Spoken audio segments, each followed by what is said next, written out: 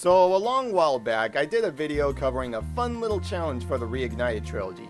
Can you beat Spyro 1 with other characters? Using the character swapper mod for the PC version, this is one of my favorite things I have ever done with the game. Though the more I look back on it, the more I've noticed the reception on my less than average frame rate at the time is yikes, to say the least. But I'm actually gonna level with you guys. Since this video, I've been tinkering around with the game settings to ensure the smoothest and steadiest frame rate I can muster, which makes me so grateful for the fact that this is on the Unreal Engine. The fact that it's so easy, you can literally type in whatever you want to accommodate for your PC settings is a godsend. And I'm praying like how this works out in the long run this time around. Consider this compromise my way of touching up on the last video I made on the subject. Now before I go on with Spyro 2, I thought I'd return to Spyro 1 for the sake of more experimentation. Last time I asked, was it possible to beat Spyro 1 with Sheila, Sergeant Byrd, Bentley, and Agent 9? The answer to that may not be the most conventional, but I can guarantee it's still possible regardless under certain circumstances. However, if we were to go full completion mode with these characters,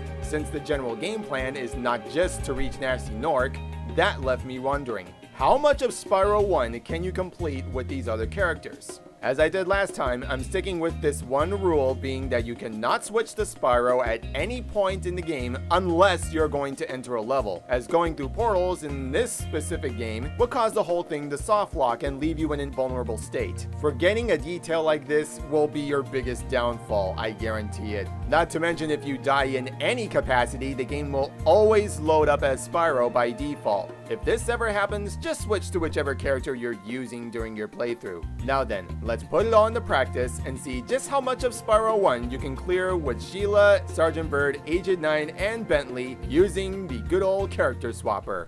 Following my last challenge, I decided to go with each character one by one, knowing firsthand this is ultimately going to be a game of endurance. For clarity's sake, the structure here is going to be the same as I did the first time around. That said, we begin in the Artisan world, where every character's individual run kicks off. To give a quick rundown of everybody's capabilities, Sheila's vertical game is astounding. She can cover almost any height without needing whirlwinds, save for the occasional roadblock. Sergeant Byrd's flying mobility is exceedingly unlimited in many circumstances, allowing for free-flying, out-of-bounds shenanigans if you so well desire. I even established this sometime after my first challenge, but I'm gonna come back to this later on. On the flip side, there's only so much you can do with Bentley, knowing he's not exactly made for the majority of platforming Spyro 1 traditionally asks, or Spyro in general for that matter. Upon replaying this challenge for this video, I realized too late that I was too quick to give up on Bentley the first time around, cause with precise timing, he can actually reach platforms just close enough to him. But the fact remains, there's a high chance you won't be getting any further with him from here. Compared to this, Agent 9 has more vertical height than Bentley, but without gliding or any means of flying around the far off platforms, you're just as out of luck.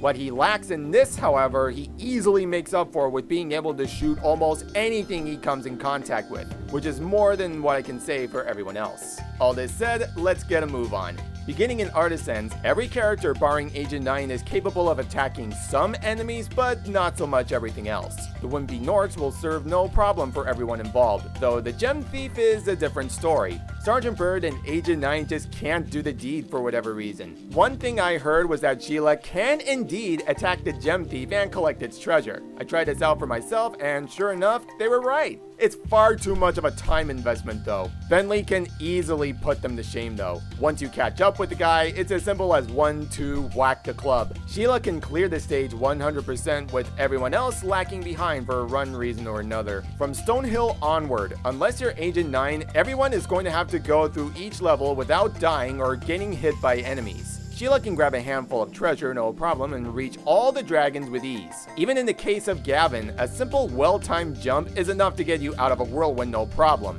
Sergeant Byrd sees virtually no need to rely on whirlwinds whatsoever, claiming the rest of the skies and some treasure to pick up along the way. Bentley can indeed pick up some treasure on the ground floor, but while I found Bentley's height can get him much further than I expected, unfortunately that's not the case here, meaning he can't even get the key to bring to the treasure chest or even even free Gavin for that matter, forcing you to leave the stage with what little you have. However, none of these characters can hit the shepherds for some odd reason. Not even Mr. Laser Blaster is capable of torching them. I don't think this should be happening, but whatever. Speaking of which, Agent 9 will have a much easier time on Stone Hill regardless, even going as far as to reach the key and unlock the treasure that lies within. I initially thought your way to get back up would be to drown himself in the water, but as I recently discovered, you can make it up those whirlwinds if you just jump out at the right time. The same can't be said for Bentley though, leaving him soft lock until you exit the stage. While you can make some progress with these characters on their own, 100%ing stages is going to be an absolute struggle. But we're still gonna see just how much we can do from here. Going into Dark Hollow, Bentley can't even get started as he lacks the jump height to even make much progress, is what I presume to be the case. It's tricky to get the hang of, but some precision timing will see him getting far enough to reach the end of the stage, as well as being able to grab the key and head for this chest at the very beginning. Reaching Alban, however, is entirely out of the question. Unless you're Agent 9, who is capable of making this jump ever so slightly. You can still shoot down all the enemies here and grab a handful of treasure, and be on your merry way. Sheila and Sergeant Byrd will still have to survive being clubbed by Norks and get as much gems and dragons as they can carry, of which they can rescue all the dragons here for the record. Getting Bentley to make much progress in Town Square felt impossible the first time around, but since I got used to how his jumping works, I was able to get him up these first couple steps and reach Nils at the very start, as I did with Agent 9 pretty easily. He can shoot all the bulls he wants, but he ain't getting much further than this. If you're Sheila, you can jump around, get to great heights, and grab plenty of treasure to get you by. And Sergeant Byrd can easily fly all over to rescue all the dragons and grab some more gems for that extra baggage. Next up is Toasty. Everyone's going to have to avoid getting hit by enemies here, because sorry to tell you, but not even Agent 9 can interact with the dogs that attack. Oh boy, that dog's gonna pay! With some clever routing, I can carefully get Bentley to reach the inside of the castle and make his way to Nevin, but that's about as far as I can take him. Sheila and Sergeant Byrd can naturally progress through this level as you traditionally would, but once you actually reach Toasty, we run into a problem. Sheila's kicking is incapable of doing damage, meanwhile Sergeant Byrd's rockets have the same effect. No damage done to Toasty whatsoever. Agent 9, however, can take him down and grab all the gems he's lurking. And because I got Bentley even further than I did before, I was able to get him to reach the 10 dragon criteria to get the Peacekeepers, meaning yes, all these characters can get to the second homeworld on their own merits. Moving swiftly along the Peacekeepers, everyone can attack the Norks here, so long as they're capable of catching up with them. The tough part was getting these scaredy cats to stay still, because if they flee to their tents, they won't be able to get any gems from them. They also can't attack the tents, which I find incredibly bizarre in Sergeant Byrd's case. Of course, this is where Agent 9 comes in. If they ever feel the need to run into them, look no further. None of these guys can use the cannon though, which means getting over to the other side is gonna require some extra work. Thankfully, this is no problem if you're Sheila or Sergeant Byrd. Just perform some high jumps with the former and fly on over to the other side with the latter. Bentley and Agent 9 are shit out of luck otherwise. Going into the levels, Sheila and Bentley are going to be bashing their way for treasure while Sergeant Byrd will be able to cover the entire level to gather as much gems as possible. Agent 9 will continue to unleash his trigger-happy nature as per usual. As far as Bentley's concerned, you can get him up these steps to reach Boris, however it's gonna require some precise positioning. You have my word, you can make it work.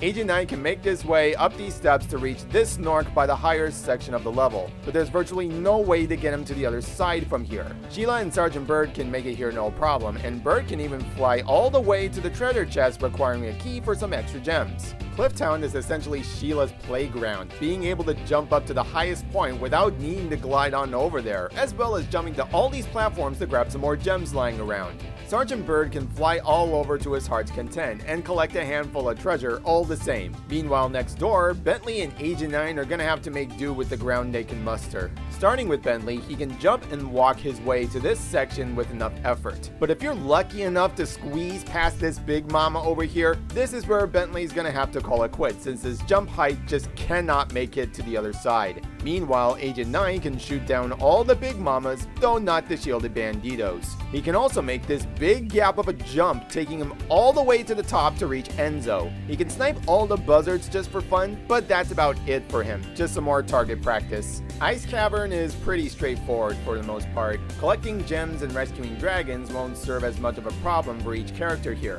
though Bentley is incapable of reaching up these steps, meaning he'll have to skip out on rescuing Ragnar. And after careful evaluation, I feel Sheila's jump won't be able to get far enough to reach this key over here, so leave it to Sergeant Byrd to just fly over here, come back, and unlock this chest for the gems inside. And while you're unable to deal with armored Norks across the board, the rest of the enemies are free game for Agent 9's blasting action. Worth mentioning, by the way, that while Agent 9 and Sergeant Byrd can't interact with the poles containing gems, Sheila and Bentley have free reign in this regard, so I thought that was worth highlighting for anyone curious. Dr. Shum sees you doing exactly what you did with Toasty. Thankfully, Agent 9 can deal with the big mamas, but everyone in general can lure all the enemies running over them and have them plummet to their death for some more gems. Do this a couple times until you get to the whirlwind. Bentley, for some reason, has this weird thing going on where most of the time the big mamas don't even seem to react to him being there whatsoever, leaving the little guys stuck in place all the while. You can still get up this whirlwind and jump out just in time and rescue the dragon here. Unfortunately, he can't even reach Dr. Shem, as his first step is just asking too much of him. Sergeant Byrd and Sheila can reach the guy, but you can easily guess how effective they are against him. This is of course where Agent 9 comes in. A simple 3 hits and he's down for the count. And if you're Sergeant Byrd, you can fly over to this one area for 25 gems to rack up the completion total. The platforms here are too big for Agent 9 to grab the key. Sheila can manage it, but actually reaching the treasure chest is gonna cause problems due to how Shem works, leaving only Sergeant Byrd to reach this chest without any issues. While we're here, however, another comment I got asked me why I opted to exclude these characters from flying stages when Sergeant Byrd can fly around them. I theoretically can bring Sergeant Byrd in to see what he can interact with, but being set on a timer, that left so little wiggle room to play around with. In Sunny Flight, you can fly through these arches, but you won't have enough time to get all of them doing it this way. Night Flight fared much better, making it possible to fly through all these rings. The arches, though, are gonna require some retrying to get to them. If you are Sergeant Byrd, Agent 9, or Bentley, this is where the run ends. Because Sergeant Byrd and Agent 9 can't break any gem boxes, that leaves them with so little means of collecting enough treasure to meet this homeworld requirement of 1,200 gems. And poor Bentley just can't reach enough ground to get himself to even further gems lying around. This left me managing over 960 gems for Sergeant Byrd, approximately 830 gems for Bentley, and almost 1,000 gems for Agent 9. None of these guys coming even close to meeting the amount to get to Magic Crafters. Now, allow me to leave a huge pin on this for the time being while we see how Sheila manages in the next homeworld. Entering Magic Crafters, the same sort of oddity occurs where you can't interact with these shielded guys unless you take a hit from them. I still have no idea how this works, but if it means grabbing gems from them, then so be it. And while Sheila can't do anything about these levitating druids or the electric pests running around, you're still going to get a handful of treasure bringing her here, save for the treasure chest that's just out of reach. In any case, Alpine Ridge is gonna see Sheila avoiding enemy contact at all costs. Unfortunately, as soon as she reaches Zane, that's about it. And jumping won't get you much further. I've tried several times to get her over there, but it's just no way. So she'll have to leave as soon as she starts with the amount of pocket change she's able to pick up. You'll have a much better time getting her through high caves. Even better is that you don't have to worry about gliding or flying to the other side, as you can easily take Sheila through the cave to get over there. You'll inevitably get bitten by the giant metal spiders here, but just hang in there. You'll have to disregard going any further than Cedric in this cave. While there are fairies that can save you from certain death, thank God, your jumping height with Sheila is not gonna cut it in this case. So just grab whatever treasure you can and hightail it out of there. Getting into Wizard Peak, we see more of the standard stuff. High jumping through the secret section at the beginning is great fun, though she won't be able to reach these far off platforms for any gems. TLDR, just play the level normally, avoid enemy contact, and try not to die. Now to cap off this homeworld with its boss, Blowhard. Already the difficulty is ramped up as Sheila's gonna have to avoid getting hit by the enemies here. And as expected, she can't deal any sort of damage to Blowhard, meaning all you really can do is just pick up all the gems lying around. But unfortunately, this is where Sheila's playthrough will have to stop, as there is one crucial element of the game she cannot take out: the egg thieves. You can't attack them with Sheila, meaning she's unable to get past magic crafters at this point. Reminder that the game requires 5 dragon eggs in order to get to Beastmakers, and without that, you're just a sitting duck. To recap how far I got with these characters, this leaves Sheila with a completion total of 32%. Here we have Sergeant Byrd's progress, all this leaving him with 20% completion. Bentley's progress overall leave him at 15% complete. And lastly, Agent 9 sees him in a better position than Bentley, only 18% complete. At this point, you'd think I'd run out of options and would just end the challenge here. But this is where I removed the pin I laid earlier to get into some special tricks that I picked up on. So it's time to see just how much I can bump up their percentage total as much as possible. Let's return to one of my favorite characters of the lot, Sergeant Byrd. If you remember what I said earlier, I mentioned we have unlimited flying across the majority of Spyro 1. Realizing this, we can get Sergeant Byrd to go out of bounds and effectively fight the system. There's a well-known glitch in the Peacekeepers where if you manage to get out of bounds, there's a load trigger that allows you to access all the homeworlds right out of the gate, effectively skipping the need to collect the required amount for progression. If you're doing all this with Spyro himself, it's gonna be an absolute chore and a half just getting him to this load trigger. But Sergeant Byrd makes this absolutely easy by comparison. Just fly him over to this load trigger and boom, full access. If I can get him over here for all the characters present, I can continue all of their playthroughs to see just how much further I can rank up their completion total, starting back in Magic Crafters. Now that we got everyone here, it's time to see how much gems, dragons, and dragon eggs they're capable of collecting. While Agent 9 and Bentley will be mostly grounded for this homeworld, Sergeant Byrd's flying finesse continues to shine through. He can even fly over to this cave and unlock the chest for some extra gems. Bentley's jumps are nowhere near high enough to get him past this wall set up by the druids, so we'll come back to this later on. Meanwhile, Agent 9 can get over there, sniping just about everything but the shielded enemies. In Alpine Ridge, Agent 9 or Bentley are met with the same problem Sheila faced earlier. Once we get past these enemies, pick up some gems, and reach the dragon, this is where we're gonna have to stop, as making further progress here is gonna be virtually impossible.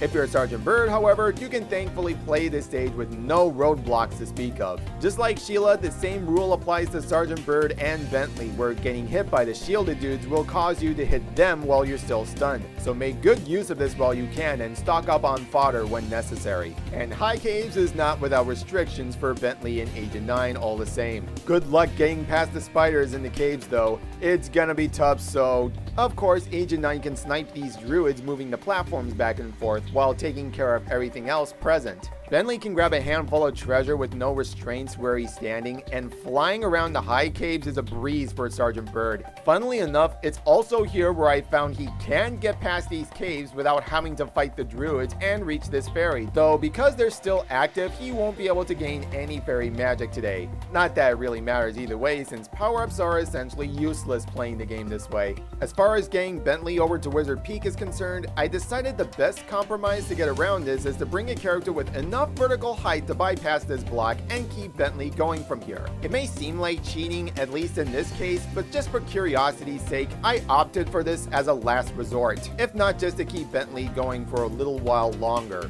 Wizard Peak becomes an interesting case across the board. While Agent 9 can shoot down everything in sight, as far as the secret area is concerned, he can reach the beginning portion of this section, but jumping over here, nah, that's not happening. But with this Space Monkey, you can reach the end of the stage no problem, but the far off platforms are still out of the question. This is where the difficulty for Bentley starts to ramp up, because his vertical leap is not high enough to avoid enemy fire here, causing even more deaths than necessary. If you can get him past here, first of all, good luck, and second, you're free to pick up whatever treasure remains on the other side. Unfortunately, once you reach Hexus, you can't even finish the level with Bentley. These steps are just too high for him to reach, and I've tried to wiggle my way up there multiple times. And because there are Norks here, yeah, you can put the pieces together. By contrast, Sergeant Byrd makes this level much easier to play through. Just soar about, grab whatever treasure you find, and be on your merry way. Going in the blowhard, Sergeant Byrd can still breeze through the whole level with minimal effort. And while he won't be able to attack the boss in question, he can still make do with the amount of gems lying about.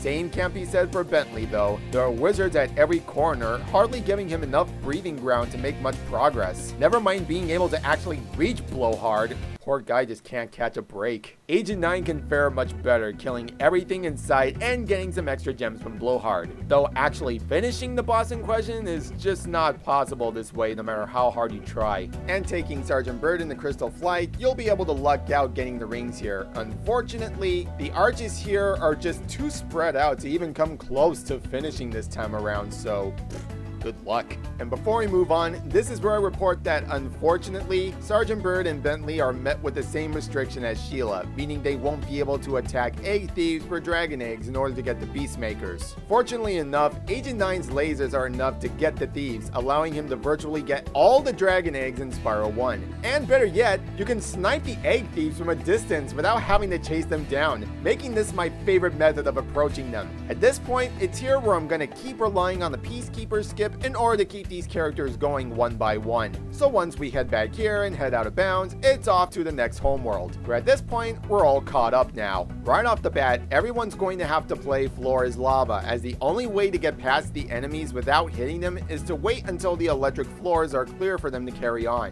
Unless you're Agent 9, then by all means, go nuts. Immediately, we're met with some tricky platforming that's bound to cause problems for Bentley and Agent 9 to some extent. But Sheila can barely scrape by with some well-timed jumps, and Sergeant Byrd needs no further explanation. He's also the only one who can grab this far-off key in the distance, a reoccurring pattern throughout these characters individually. Terrace Village becomes a major difficulty spike for Bentley, as enemies are placed around every corner, you can't do anything to defend yourself, and the two dragons are so spread out that save points for this big guy is gonna be few and far in between. Sheila will have much better luck in this regard, though she still has to be careful getting close to enemies and avoid touching the electric floor. You can even high jump your way up to these rooftops for some extra gems if you can find them. Agent 9 can shoot down the big guys here, but not so much the electric Norks shooting at you. Thankfully, his jump is capable of dodging enemy fire, so just be careful with the electric floor and you should be fine. Reaching the end of the stage is gonna be out of the question, so this ultimately leaves Sergeant Byrd being able to fly through all these baddies while picking up any gems he can pick up. Next is Misty Bogg, and if you're Sheila, Agent 9, or Bentley, boy do I have some bad news for you. As soon as you get past these man-eating trees, this is where things come to a screeching halt. There's a far-off island you need to glide through, and it crushes me to say none of these characters come even close to passing this point of the stage. If you're Sergeant Byrd, you instantly have full access to the level. While you can't attack anything, you can still luck out on some extra gems as these boars come running towards you, killing everything in its path.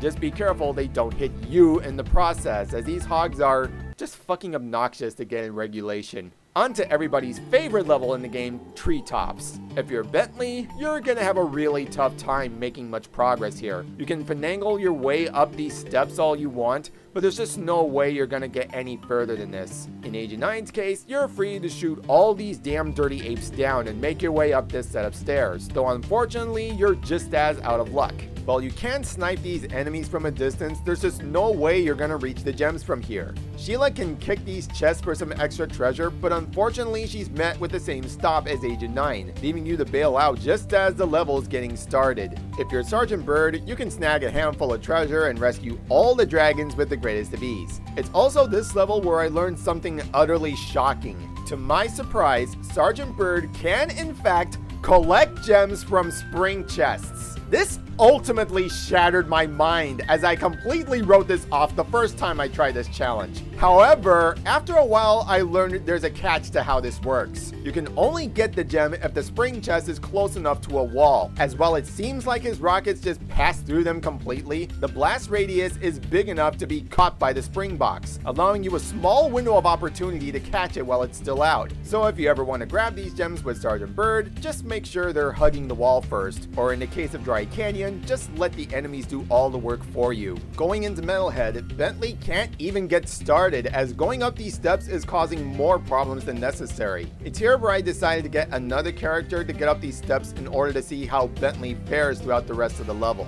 If you can get Bentley much higher from here, his playthrough continues proper as the rest of the level thankfully isn't too bad for him. The steps from this point might require some precision timing, but you can still make your way around here and even reach Metalhead. Agent 9 can shoot down the big baboons and reach up these steps with virtually no struggle, and Sheila's progression is no different from a standard playthrough. You can even high jump your way to some extra gems and even use your jumps to get over this side of the level containing the key. Even reaching the chest here is no problem for Sheila this time, at least compared to Dr. Shemp before. And as with Sergeant Byrd, the rest of the level is yours to claim while collecting all the treasure you can find and putting the key to good use. This is perhaps one of the few instances where all the characters can take down the boss in their own single playthrough. Before we reach the next homeworld, there is Wild Flight. If you're bringing Sergeant Byrd here, you can luck out with the arches and add 60 more gems in your completion total. Everything else though, this ain't it. Needing 50 dragons to get the Dreamweavers, Sergeant Byrd seamlessly meets this criteria right out the gate, granting him full access to the level no problem. The way Sheila was going, I only managed to get her up to 48 dragons, just too short of meeting the required amount. Agent 9, I managed to get up to 40 dragons, and Bentley only 34, meaning these three are just out of luck getting the Dreamweavers under these circumstances. Time to perform the Peacekeepers glitch once again to see where things lead from here. And to my utter dismay, it's here where we meet a dead end. If you bring Sheila, Bentley, and Agent 9 over to this homeworld, their run ends before they even begin to explore the hub. I tried my hardest to see how close I can get them, but with the gliding this homeworld asks of you, it's just not happening. Unfortunately, we're gonna have to leave these three here. At least for now anyway. For now, we'll pick things up with Sergeant Byrd and continue his run from there. Enemies being entirely out of the question, Sergeant Byrd can fly all around this homeworld as he pleases for a treasure and being able to rescue all the dragons in the process. And before we get to the stages themselves, I wanted to at least see how Sergeant Byrd fares in Icy Flight, the last flying stage for Spyro 1. In short, you're gonna walk away from this empty-handed. The rest of the stages should be smooth sailing from here. Dark Passage's enemies might be more annoying than anything, but that's the worst it ever gets. Just collect some more treasure here, as well as Lofty Castle, where I also learned that Sergeant Byrd can't free any of the fairies here. Not that he really needs the whirlwinds either way, so my dearest apologies already. Haunted Towers is pretty straightforward, though the collision of the doors here just weirded me out. I clearly blasted the door open, but there's some kind of invisible wall keeping me from progressing.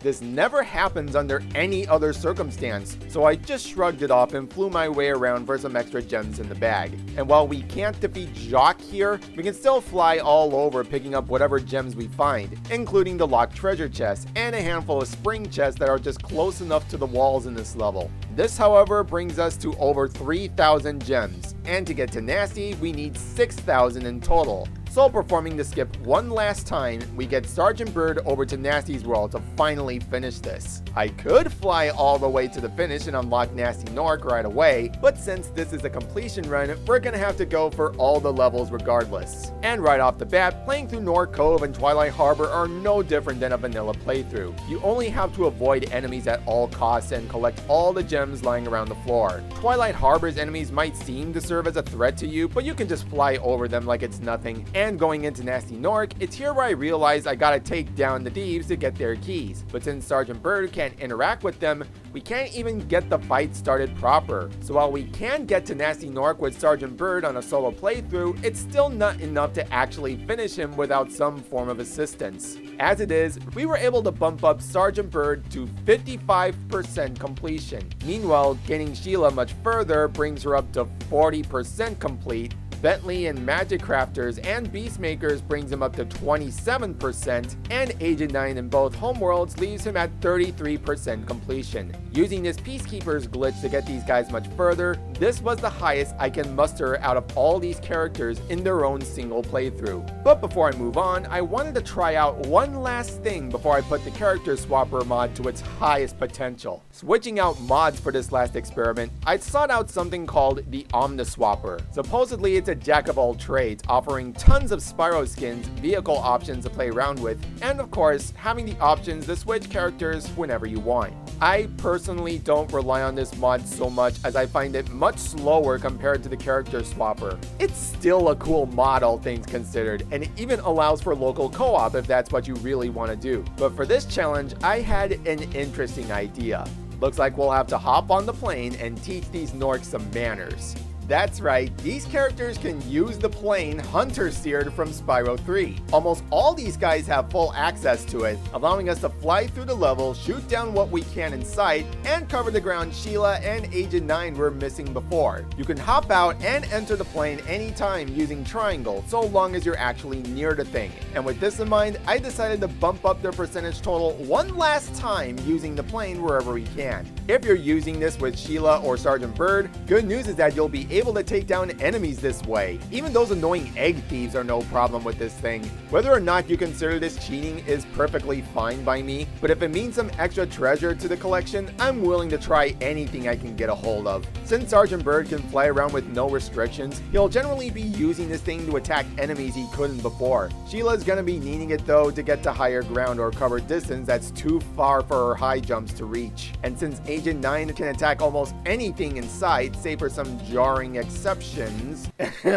he's still gonna need the plane to reach those higher spots all the same. This will bump up their level percentage significantly in levels like Alpine Ridge or Misty Bogg, stages that prevent them from getting a good start. You might be wondering why I've yet to mention Bentley using the plane, and it pains me to say that while this mod thought to make the plane functional for Sheila, Sergeant Byrd, and Agent 9, Bentley, strangely enough, was omitted from using this thing. Whether or not it was intentional is beyond me, but either way, it sucks that Bentley won't be able to bump up that 27% completion total. My heart goes out to you, buddy. Once you do your fair share of backtracking for some extra gems, it's back to the Dreamweavers, where we will use the plane to allow Sheila and Agent 9 to play a bit of catch-up. Fly them over to one section of the map, drop them off, and do all the tidy work you can. Rinse and repeat until you've got enough of the level cleared to guarantee moving on. I should mention that this might require multiple planes, as the way they function on the stages tend to get weird. You'll be free roaming on a good number of levels, but some stages will see you locked in a certain position going upward or downward. So proceed with caution and judge your surroundings closely, and watch where you actually land the thing. Dark Passage is mostly a straightforward deal for Sheila, while Agent 9 is going to be needing the plane more often to keep things going. He's still going to be going out guns a-blazing if you want to take these guys down without it. Lofty Castle, Haunted Tower, and Jacques will see the two relying on the plane for progression, with Sheila gathering more gems from the spring boxes and Agent 9 shooting down everything in sight on his own merits. Because of this major bump up, Sheila meets the 6,000 gem requirement to get to Nasty's world, with Agent 9 only having 4,000 under his belt, meaning we'll have to perform the Peacekeeper skip at least one more time to get everybody up to speed. On to North Cove. Outside of a couple wide gaps, Sheila's hardly gonna need the plane for any of the platforming in the stage outside of handling enemies. Agent 9 might need it to get himself much further, but otherwise the rest of the level is self-explanatory. Twilight Harbor will be even tougher for Sheila since enemies here are packing heat. Just progress through the level normally and bring out the plane to take care of business. Same with Agent 9, though he'll have a much easier time dealing with the gun Norks himself. And assuming you've been piloting the plane with Sergeant Byrd up to here, this is where we finally catch up to Nasty Nork at last. All of these characters can use the plane to knock down the egg thieves and steal their key. Fortunately and thankfully, every character can deal damage to Nasty himself without needing the plane. So just shoot him down with Sergeant Byrd, deliver a couple swift kicks with Sheila, and unleash Mr. Laser Blaster on the big Nork. And like that, Sheila, Sergeant Byrd, and Agent 9 can beat Spyro 1 and defeat Nasty Nork single-handedly. Moreover, this marks the point where they can rescue all 80 dragons individually. So aside from poor old Bentley, using the Omniswapper, I was able to bump up their percentage total accordingly. accordingly. Sheila finishes her run overall with a 79% completion total. Sergeant Byrd finishes with a classy 69%. Nice. And Agent 9 coming in last with a total of 66% completion. As you can guess at this point, beating the game with these characters individually is indeed not possible by any means. But it was still good to see how much of the game I can complete with these characters one by one. Now comes the fun part of the entire challenge, bringing all these characters together in one single run, swapping in and out between them while relying on Spyro to get them through portals without soft locking the game. The great thing is, you can go about this a number of ways. You can use the Omni Swapper, you can have two people controlling two different characters at once, or you can do what I would strongly recommend and just stick with the Character Swapper mod, as I find it much faster and saves a lot more time in the long run. This is perhaps my favorite part of the whole challenge, bringing all these guys together knowing their pros and cons after testing them out one by one. This allows me to assign these guys accordingly. Agent 9 will be dealing with all enemies, save for those none of these guys can go after. Sheila and Bentley will be tasked with breaking treasure boxes, and Sergeant Byrd can fly onto further areas none of the others can reach on foot. It'll take some figuring out, but as an old goat once said, once you've mastered it, you can go anywhere you want. Using this method, you'll be capable of obtaining all the game requirements without solely relying on glitches or even the plane for that matter. I must strongly emphasize that it is possible to beat Spyro 1 under these circumstances if all you're concerned about is the bare minimum. But this being a completion run, we want to bring up that percentage total as much as possible. This includes the likes of flight levels, assuming you're capable of passing through arches and rings within the time limit. Sunny Flight and Icy Flight are flat out unbeatable no matter how you slice it, so good luck on all the other stages. And if you're doing everything right, you can even 100% select stages using this method of togetherness. In the Artisan realm, you can fully complete the titular Artisan world and Dark Hollow 100%. From Peacekeepers onward, it's going to be few and far in between, reaching approximately 90% a majority of stages, or even 80% based on what the level throws at you. Dr. Shemp can still be fully completed though, and keeping this tradition in Magic Crafters, Blowhard can be finished 100% to boot. You'll be doing relatively well throughout the Beastmakers and Dreamweavers, but coming anywhere close to 100% in these stages is highly unlikely. You'll still be holding up as much as you can though, so make good use with these characters as much as possible. And to cap things off in Nasty's world, you'll be able to fully complete Nork Nexus and Nasty Nork. Through this method, these characters were able to collect all 80 dragons, 12 dragon eggs, and approximately 9,300 treasure at most. So with all this in mind, we can bring up the Spyro 1 completion total to 82% complete. Can you complete Spyro 1 with all these other characters? No, not really. I just don't see that happening. But over 80% is still incredibly solid in my book. But as far as the bare minimum goes, you can still beat Spyro 1 using Sheila, Sergeant Byrd, Agent 9, and Bentley all at once to your liking. And that, I think, is still worth it in the end. In closing, yeah, this was still really fun to test and experiment with, and I'm glad I sought the chance to come back to it and hopefully give it the much needed revamp it rightfully deserved. Rest assured, Spyro 2 and Spyro 3 will still be looked at in the near future, so look out for those once I can get the gears rolling from there. Thank you all so much for watching. This is Miss Dan signing out, and I'll see you all in the next one. Take care, everybody.